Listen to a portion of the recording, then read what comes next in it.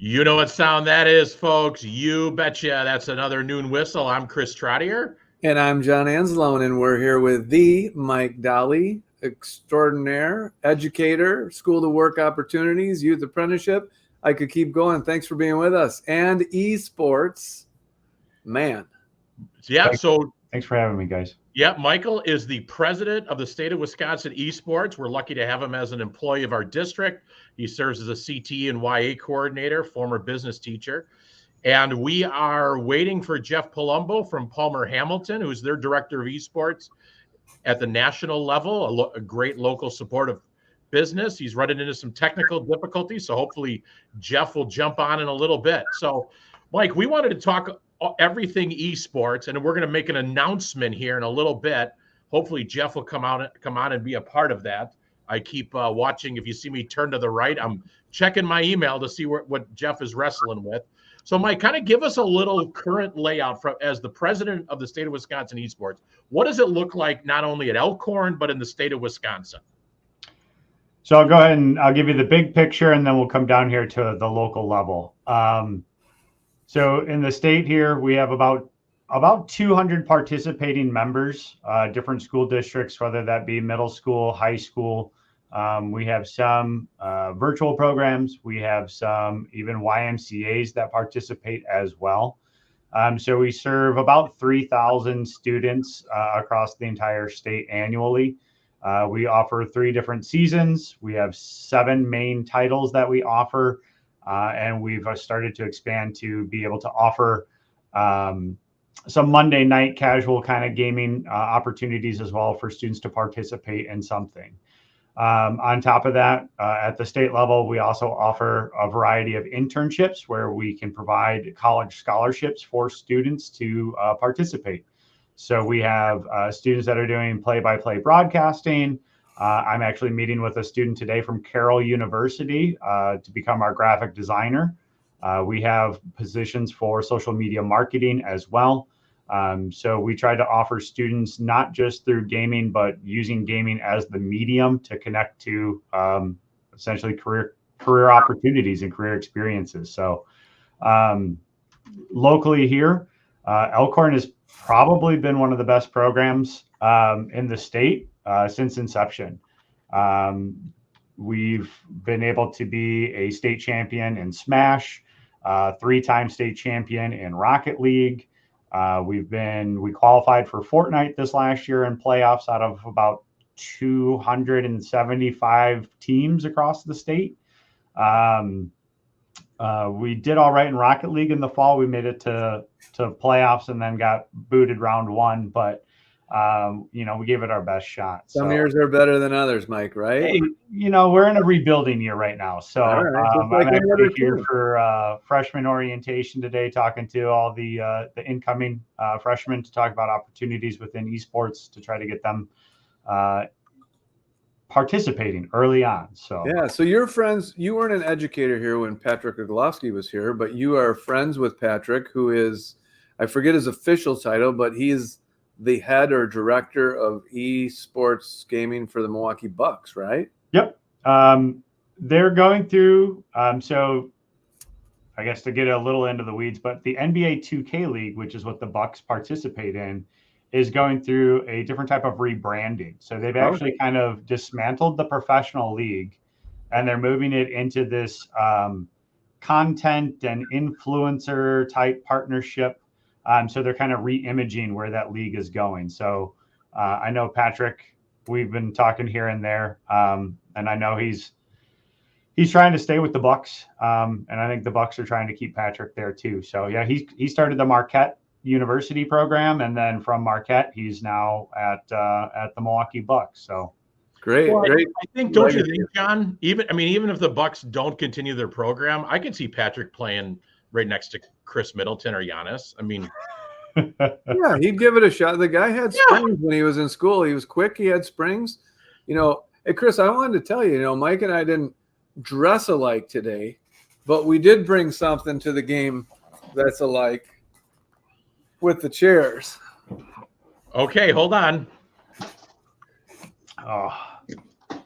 Oh, you got the deluxe model. Yeah, he's got the Respawn brand there too. So I should have known he'd one up us, Mike. It's okay. Listen, actually, I didn't one up you. That was a chair that Mr. Tatlock ordered and said, I don't like it. All right. Well, I have no game when it comes to esports, but I have a chair. I think, John, when we talk about it's opportunity and access for all kids, I think, one of the powers of esports that I've seen as a former principal and now currently in my current role is the number of kids who traditionally don't see team sports or individual competition sports as a path for them, but gravitate towards this level of competition. Mike, how do you guys? Is that accurate? And how do you attract kids? Well, so I mean, the stats are there, and it's that 93% of our students go home to play video games anyways. So by connecting them to an extracurricular activity, we see the common data that's there, that we'll have increased attendance, we'll have less disciplinary interaction, we'll have typically higher GPA and participation in class too, just through involvement within that. So we do make it a point in order to try to be inclusive to everybody. We offer casual gaming, so if you're not a competitive gamer, you can still come out, hang out, and make friends. There's actually a very interesting study that came out from one of the larger school districts in California. They saved millions of dollars because of participation for their nearly 600 students in their esports program, as a majority of them weren't connected to any other extracurricular activities. So this just isn't at the high school level. Like, colleges have esports teams. Kids get scholarships to go to college to play esports, correct? Yeah, we've actually had 2 students from Elkhorn receive college scholarships to go play. So when your mom says you're not going to make any money playing those games, get out of the basement, she's not telling the truth. There's a few extra steps in there, but yeah, we can say that. That's fine. John, you're thinking you were playing Atari Galaga. This is a little different. So. No, actually, it was Pong. Oh, there you go. Hey, now since we did the delay where we were waiting for our friend Jeff to jump on, Jeff, unmute yourself and introduce yourself. Welcome to Noon Whistle. Listen, the technology in North Carolina is a little slower down there sometimes, I think. So, but hey, you made it. That's what's important. How are you, sir? I appreciate it. Yeah, I was hanging out in a different room, just waiting. I was before schedule and everything, and I'm like, maybe I'm in the wrong room. So I'm glad I'm not here, but I am here. Thank you all. Sorry that I am late. My name is Jeff Palumbo. I'm the director of esports at Palmer Hamilton. Been in the games industry for about 15 years professionally, and here to nerd out with anybody that wants to. Welcome, Jeff. Glad to have you. We all have Respawn chairs. How about that? I know and greatly appreciated as well. So I mean, Palmer Hamilton owns Respawn, and that's awesome that you guys are all supporting us as much as you do. We're all about the brand, and we're not against taking on sponsors. Yeah.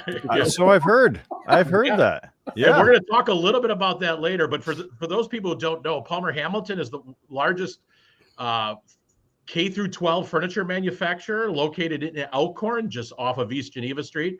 The Gardners, Preston and John, are great friends of the program, but also more importantly, supporters of the Elkhorn School District. So, Jeff, we got Mike on here, and Mike was doing a great job of filling in our loyal viewers and listeners to the state of esports locally within our high school and more across the country. Why don't you talk a little bit about Palmer Hamilton, their acquisition of Respawn, why they did it, and why they're getting involved in the esports space? Well, I know that years ago, Respawn was definitely a top tier brand in the gaming market when it comes to desks and chairs. Preston and I had met about 2 years ago when it was acquired. And while Palmer Hamilton picked it up, that reason I actually don't know. But I think it's a wonderful acquisition, knowing that they are a furniture company, as you said, one of the biggest in K through 12 in the United States. it makes for a really good transition of secondary product for us, knowing that Palmer Hamilton does a lot of custom furniture, especially in the esports space that we're launching into. It is a transactional model, so it's it's easy to get from all sorts of different places, online.com. So it's a nice change and addition to what we do from a custom modeling perspective with all the logos and the layouts and sizes, and it's pretty much, it's standard, it's slick. All the chairs are vetted by actual gamers because they actually sit in them and want to make sure that they're amazing. The desks are awesome. So it's the same coin, just different side. And by doing that, we kind of now have something for everybody. I'm raising my hand because I have a question. Sure. When you say, what makes a great gaming chair? I mean, I'm sitting in a gaming chair. I'm not a gamer, but it's comfortable. I like it. It feels like maybe you're sitting in a race car seat. But what goes into the engineering of a great gamer chair? Well, great question. It's a lot of different things, actually. So gamer chairs are actually super upgraded office chairs, or executive chairs, I guess is what we would have called them back in our day as we were playing Pong. So they are meant to take the weight of somebody, be there for long periods of time, but still have functionality when it comes to neck support, lumbar support, things of that nature, so that you're not getting sore when sitting for long periods of time. And again, a lot of people that are working on a computer are in the same space. That's why I say it almost is a dual use office chair as much as it is a gaming chair, but gamers have the ability to set a lot of the different things. So in a lot of chairs, you can't set how the arms go up and down, how they twist inside and out. Yes, the chair itself can go up and down, but a lot of the other benefits are not there. So it's almost like being able to optimize your game chair and having those small options that make you a better gamer. But a lot of it is also about blood flow. We tell everybody, regardless of what chair in, if you're gaming for 45 minutes, you should stand up. Like it's just a thing. Stretch out, walk around, stuff like that. Sit back down, things of that nature, especially if you're going to be training for a long period of time, which in college we do see, they train 3 hours to 6 hours a day, depending on if they have a tournament coming up or not. So Jeff, that's why. Jeff, tell us a little bit how you got involved in the industry. I did in the when we posted the live stream, shared a little bit about your background, your role in North Carolina and some not-for-profits, and your volunteerism on boards. Talk a little bit on how you got involved in the esports space, and then what are you most excited about for Palmer Hamilton and Respawn moving forward? Yeah. So I was actually, after when I graduated college in 2000 and from upstate New York, it was, I did the retail thing. I, did the sales thing and radio, stuff like that. And I was working at a dealership down in North Carolina when I moved here. Found out that I didn't really like any of those, really wanted to get into the games industry because I had always been a gamer, again, since Pong and the Atari 2600. I was right there. Starting to hurt my feelings. Jeff, you're starting to hurt my feelings now. Let's move on. Yeah. So I went back and I got my MBA from Syracuse University in innovation management. And then I was actually looking for jobs as I was there. And most of the people at Syracuse thought I was nuts. They're like, you do understand that we're like a communications and finance and law school, right? And I'm like, yeah, and business. But gaming was really what I wanted to get into. And I wanted to produce video games. Yeah. But I ended up getting picked up by a company called The Escapist. So it was an online digital magazine, much like any magazine, just online, but more of where it is now. They had the blogs, they had news, they had content, all sorts of really cool stuff like that. So I became their brand and marketing manager. And as that company got sold, Lenovo picked me up. After being at Lenovo a couple of years, they are like, hey, you're the only person out of our entire company who has ever worked in the gaming industry. You want to launch our gaming division? And I'm like, well, hell yeah. Because, at 32 years old, there are no no's. Like, where is their fear? Why would you be worried about launching a brand for a Fortune 100 company and think that it'll go swimmingly? But it did. And so far they've made about $6 billion on the product and the setup that I had helped to bring out. And there was a small team of us. It wasn't just me, but that's kind of really where I got the break into this. And then about 5-6 years ago, they brought me in, and I launched Lenovo Esports, which was the commercial version. And our whole big piece was not the PCs. We had those. It was about helping schools, universities, K through 12, recreation centers, people who needed it, just to provide the correct information how to start a program properly. Because, and Mike and I have talked about this, it's all about the kids. If the kids are not succeeding, your program's not going to succeed. And we see a lot of people jumping in and saying, oh, well, you just stick PCs in a classroom and they know how to play games, and they do, but it's not going to be a good program. So they had a significant amount of layoffs at Lenovo. I had already been formally introduced and talking to the Preston at Palmer Hamilton and Respawn, and they're like, we would love to do esports. And we already have the design teams. We already have all the furniture. We already have everything. They're like, we just need somebody to kind of put it all together. And it has been wonderful. And I think what makes it so exciting is the fact that there's nobody really like us. There are furniture companies that sort of do a little bit of design.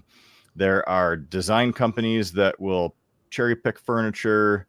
And then there's some consultants out there that try to set up programs. And I say try because I have to, and Mike and I talked about this too, I have to go into a lot of schools and uncluster all the stuff that a consultant has said. And what we really want to be, and what I'm most excited about, is the fact that I can now be a trusted source of how to build an actual program from the ground up and include baby steps on how to do it. It doesn't have to be people being like, you need 60 PCs and an arena and all this lighting and all the crazy stuff that goes on. Instead, it's, what can you do? What are you trying to accomplish? Sure. You already have a club. Like, it's a lot of questions. Yep, and then I help them custom design something that not only they can start with any amount of money, but then start to know how to build upon. Well, let's piggyback off that custom design, because we're using today as the announcement of the relationship between the Elkhorn Area School District, Palmer Hamilton, and Respawn. So let's set the stage. I got slides queued up. We're ready to show the actual photos from Palmer Hamilton. But I guess what I'm going to talk before I hand it over to Mike and you to kind of talk about how this relationship was forged and kind of the investment side, I'll just kind of set the stage. And John, you know this better than I do. Like, our district is always based on John's community engagement position and my strategic partnership and Mike's role as a school work coordinator. We're always trying to develop relationships with our employers because we know we can't do this alone. And with that comes benefits for everybody involved. And if there's mutuality, the shared costs really end up being shared benefits. And I think that's this relationship that has grown with Palmer Hamilton and the Gardner family has been just incredible. We've had multiple youth apprentices over there.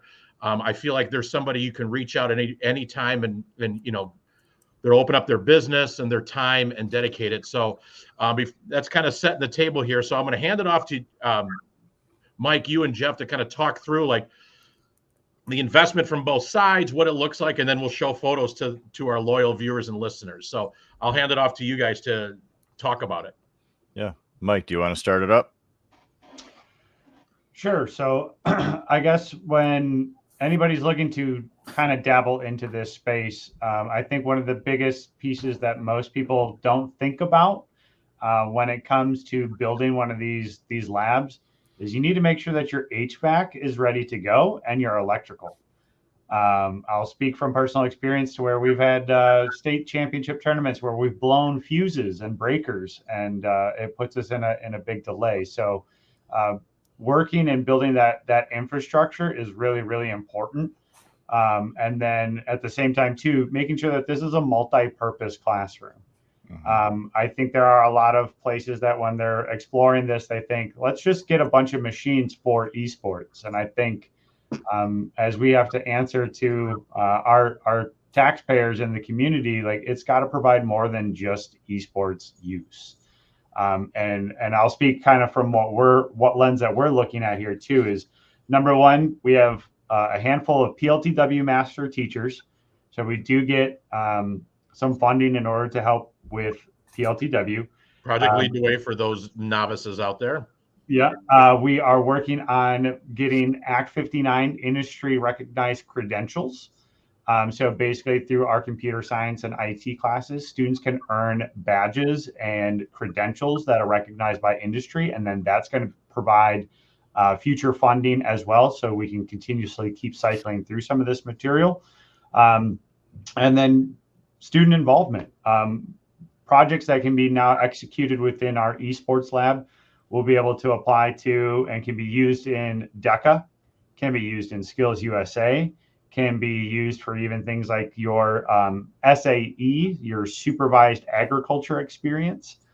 So these types of investments in facilities are now going to have a expansive reach through a lot of our career connected learning experiences too. So, and Jeff, so talk a little bit about why do you think Palmer Hamilton wanted to connect? Obviously, we're in the vicinity, but talk a little bit about the relationship with the school district and what you're most excited about. Well, I think a lot of it had to do with the fact that we're literally a stone's throw away from the high school. I mean, I remember when I was in Wisconsin, we're like, we're going to go visit the school and check it out. And this is the first day we all kind of met each other physically.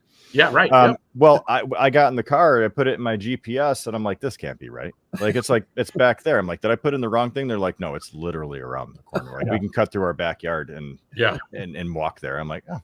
So I think what's exciting about it is the fact that that you are so close, but I think it is an extension upon what you brought up, Chris, and it's that we already have relationship, not just, hey, you're in our backyard. It's no, we have people that are interning with us. We have people that are always coming to talk to us, and the school already has that relationship with Palmer Hamilton, and we wanted to extend that. And obviously it's good for both of us. We're really showing in Wisconsin what can a major esports dual use space look like, because Mike hit it right on the head. A lot of these spaces and a lot of the K through 12s that I talk to are unaware that they don't need an arena. And they are also unaware that they're like, oh, we can use CTE and STEM and ESSER funding in order to do this. And like, yeah, because it's dual use. Really, during the day, it's computer science, it's STEM, it's CTE. And then at 3:00 or 2:55, whenever the bell rings, it becomes an esports program. So funding wise, it's there. But we also really wanted to show from a Palmer Hamilton's perspective, knowing that we are just entering into the esports space. Obviously, we have maker spaces, we have Fab Lab, we've done a bunch of spaces already. We can make them look nice, but this is the first esports one we've really jumped into. And that's why we kind of took it from what would be, if you look at spaces kind of going into a good, better, best, and like a baby stepping in from starting somewhere to end. We're hooking up Elkhorn with pretty much the best. It is, we want it to be a beacon, not only of like, hey, look at us, which is also cool. I'm not saying that there's not a cool factor along with all the lighting and cool stuff like that, but it is also the fact of schools, you can do this on some level. Yep. And I think when I'm talking to a lot of administrators, I'm talking to a lot of districts, there is a general group of those people who are outside of, whether it's age-based or they were never a gamer, they don't really get it type thing, which is fine. Nobody should be as nerdy as me. That's my job, is to do that, and that's why I'm here. But we try to help them also see the vision. They can't envision why it's there. Yep. So it is duplicative in the fact of, you can do this, we can help you with it. We're not full of crap. Like, we're not trying to sell you a bunch of stuff that you don't need, but also here's what a dual use space really looks like. And then the next phase that we're obviously going to be working on together is, how do the kids like it? Yeah, right. How are they succeeding? What is going to happen? What is their feedback? Because we want that. If it goes back to my original statement, if kids are not succeeding, the program will not succeed. Well, you guys queued up really well. So in the next couple, we're going to end here in a couple minutes, but I want to cue this up. And before I get into, I'm going to piggyback off something my friend Mike said. First of all, as you see this space, I want to thank everybody involved, from Palmer Hamilton to Jerry Isleth, Dan Keel. Let's also give a shout out to Randy Dricken, Jake Rasmussen, and their crew from the IT side, Nick Deck and his crew, for really being flexible and willing to come together. You know, these types of changes are messy, but in the end, we're all sharing the same mission and vision. I want to thank John and Preston Gardner, because they're making a $25,000 donation to this space. Outside of some nominal painting and electrical upgrades, our school district is using already budgeted funds that are grant dollars to match $5,000 as just a offer of goodwill. So this space is costing our district nominal funds for electric and low voltage upgrades, a little paint, and $5,000. So thank you to Palmer Hamilton, Respawn, and the Gardner family. And Jeff, thank you. And on that note, let's cue it up. Here it is. Mm-hmm. Take a look at this. This is what our students will be able to see and play in every day after. It's an existing classroom. It has 28 chairs and desks, so it meets that requirement. You are looking to the north outside. This is Mr. Iserloth's current computer lab and current Project Lead the Way space. Mike and Jeff, just some quick highlights. You want me to keep sliding through so they can see the whole thing? Well, there's obviously going to be PCs on all these desks. Yep.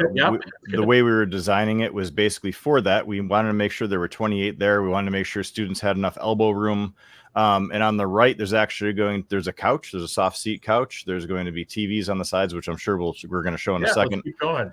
And this is the front of the classroom. Yep. The front of the classroom where the teacher's desk is there. It's a custom front so that we can have that esports space. We have a cool kind of backlit logo. And again, to the teacher that's going to be in here, we want to make sure that we could take out that whiteboard and he could use technology to his advantage. So those are two 75-inch big TVs. They're going to be sitting in there, 75 to 65, depending on which one we grab, with other desks that are also on the sides to be able to get the 28. We also made it look really nice on the sides, so you could flip to the next one.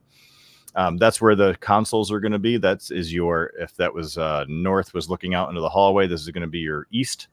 So two 55-inch plus TVs that are sitting there that are going to have a console. It's all lit up.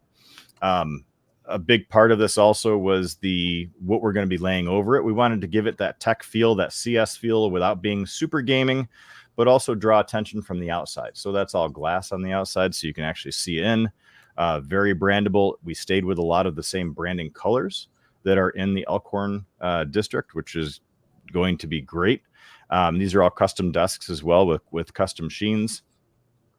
And then this is what we call kind of like a pop-out wall. Pop-out not in the fact that we actually built something, but that the color pops. It's a matte black finish that is going to be painted by the Elkhorn team. And then we're actually laying on a kind of shiny version of the same black, so that when the lighting is there, that yellow lighting that you have that can be turned to whatever color you really want, it'll actually glow. It'll look like it's actually popping off, and those letters are just kind of exploding from the wall. And that's really what a lot of kids want. They want to make sure that, yes, it is usable from a teacher perspective and from a district perspective, and it provides what you need from 8:30 a.m. or 7 a.m., depending on when your kids come in, until 3. But you also want that wow factor, so that when parents are walking by or other district people are walking by, it's great, but it's also a draw for kids. We want the kids that may not understand that STEM and STEAM and CTE is not just robotics, that they can come in here and you're drawing them in through a hook, because esports in general is not really a major. Marketing, CS, law, engage, event strategies, social media, all the tech that you use for production, those are the things that kids are going to learn. Esports and gaming is just kind of the hook to get them involved in that. And this is exactly what that space is. You want the kids to come back and be like, have you seen this room?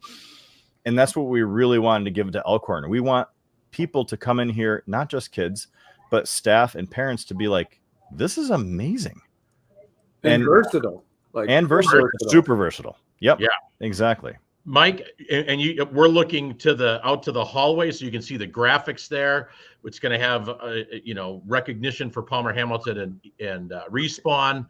And just want to close here in the next minute. Mike, any highlights that you're most excited about, that Mr. Iserloth's most excited about, that you just want to talk about before we end our noon whistle here? I mean, I'll just throw it out there too. Even though like our games may finish at like 4:30, even when kids aren't playing, it's not their scheduled day to play. They're still hanging out until 5 p.m. We literally have to kind of force kids to leave the building that are connected to this program. And I think even on a Friday night, we're like it's time to go home. Like it's time to go home. Like that's the connection that this makes with a lot of our students, is that it's their place. These are their people. This is what they excel at. And I'm really excited to get this completed, and so that way our students have a dedicated space, basically, that they're really, really energetic about. So I know I'm ready to. I'll probably come in on some Saturdays and do some gaming myself once this is all up and running. But well, we're gonna have there when I fly in. I'm actually going to just come hang out at Elkhorn awesome. When I come in. Yeah. Well, again, John, any comments? I mean, this is the first time you've seen this. This is the first time our community is going to see this. Any thoughts? Yeah, I applaud all you guys and everybody, excuse me, everybody involved, because it is versatile. It's your forward thinking, planning, how can we get this done and get it done through dollars that, like you said, very affordable for the school, really hardly anything that. And, Mike, when you say that there's kids there and you have to ask them to leave, like, that's great, because I know so many people in our district, and it kind of runs through the district, always ask on projects like this, is it good for the kids? And then the planning starts. So congrats to all you guys. Yeah. Yeah. And I just want to close with just before we get off here is just like, just as you said, like this is a minor investment in kids from our district, but a major commitment from Palmer Hamilton, the Gardner family, to our district. So thank you. Mike Dolly, thank you for all you do, and Jerry Eisterloth for engaging the kids and creating these opportunities. Thanks to the IT team, the building and grounds team, and everybody who's been involved. Dan Keel for providing his leadership. And Jeff, just thank you for being such an active participant. And we've known each other for a couple months, but man, you really became part of the One Herd. So we appreciate you, and we appreciate you jumping on. And we got to get our people back to work. So on that note, I just want to say thank you, everybody. Jeff, thanks for staying on. Heck and yeah. on that note, thank you, guys. We're all going to jump off here. Thanks, everybody. Yeah. Thank you.